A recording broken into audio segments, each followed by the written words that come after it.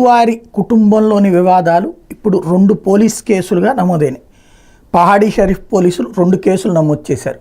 అందులో ఒకటి మంచు మనోజ్ వెళ్ళి తన మీదన 10 మంది కలిసి దాడి చేయడానికి ప్రయత్నించారు అన్నటువంటి కాన్సెప్ట్కి సంబంధించి 10 మంది మీదన మోహన్ బాబు అనుచరుల మీద కేసులు నమోదైనాయి.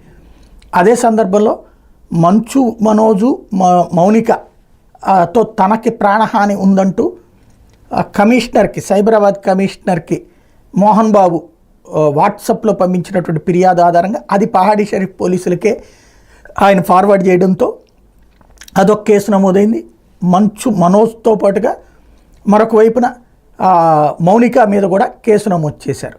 ఇక్కడ ప్రధానమైనటువంటి అంశం వీళ్ళ మధ్యన జరిగినటువంటి గొడవలు. ఇప్పుడు ఆస్తులంతా కూడా మంచు విష్ణు ఆధ్వర్యంలో ఉంటున్నాయి. అదే సందర్భంలో తనకి ఆస్తుల కంటే కూడా విద్యా సంస్థ నాశనం చేస్తున్నారన్న పాయింట్ మీదనే నేను నిలబడ్డాను అన్నది మనోజ్ చేస్తున్నటువంటి వాదన.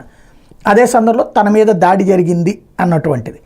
కాబట్టి ఇప్పుడు ఈ ఉదంతంలో కేసులు 2 వైపులా ఇరు వర్గాల మీదన కేసులు నమోదు చేయడంతో నెక్స్ట్ స్టెప్ ఏం జరుగుతుందో చూడాలి.